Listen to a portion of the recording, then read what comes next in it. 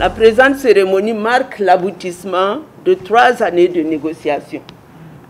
En effet, depuis décembre 2019, les techniciens ici présents des 2 parties ont travaillé d'arrache-pied pour parvenir à cet important protocole d'accord qui conjugue les priorités de notre pays aux principes et valeurs défendus par le système des Nations Unies.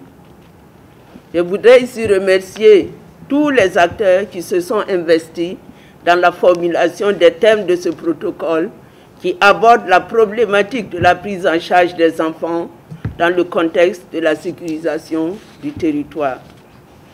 Nous sommes donc tous ici réunis, Burkina Faso, Nations Unies, dans ce cadre qui traduit encore une fois de plus l'engagement du gouvernement de la transition qui fait de la sécurité du territoire l'une de ses priorités. Et tout en souhaitant que cet accord connaisse une pleine application, je formule le vœu qu'il puisse contribuer au renforcement de notre partenariat pour le bonheur du peuple burkinabé.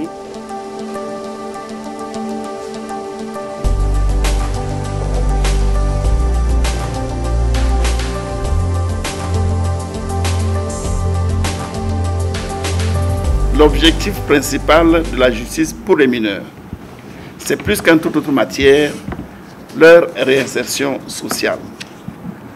Le Burkina Faso, soucieux de respecter ses engagements internationaux en matière de justice pour mineurs, surtout face aux actes complexes de terrorisme, s'est engagé depuis 2019, avec l'appui du système des Nations Unies, notamment l'UNICEF, à créer un cadre plus protecteur des enfants associés aux groupes armés à travers l'élaboration du protocole dont la signature va intervenir tout à l'heure. Encore une fois, la justice pour mineurs est une justice spéciale qui se focalise non pas sur la nature de l'infraction commise, mais qui doit se focaliser sur l'individu, la personne auteur de l'infraction. Il arrive que la gravité des actes terroristes influence les acteurs de la justice à se départir de la qualité de l'auteur et partant les conduisent à appliquer aux enfants des normes rigides au mépris des dispositions spéciales.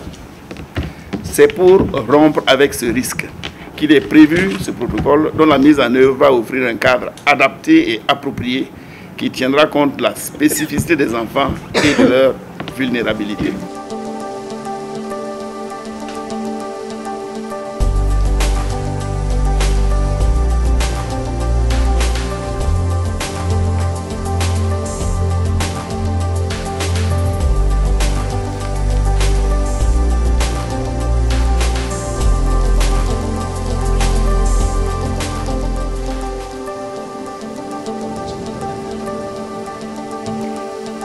Je suis émue parce que finalement, on est vraiment arrivé à un bout d'un chemin qui a pris un peu de temps. L'élaboration du protocole de transfert des enfants associés aux forces et groupes armés, dont toujours on a la signature.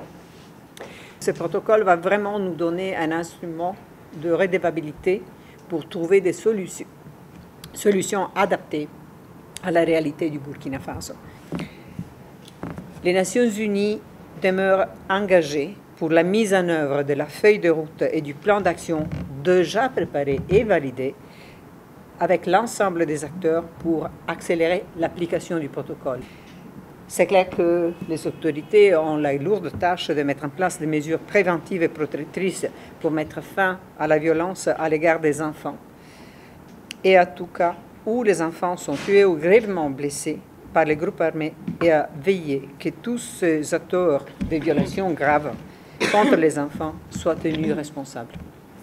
Au-delà des enfants associés aux groupes armés, le système des Nations Unies réitère son engagement pour appuyer les priorités du gouvernement pour la promotion et la protection des droits humains en général et des enfants en particulier, y compris le renforcement des capacités des forces de défense et de sécurité.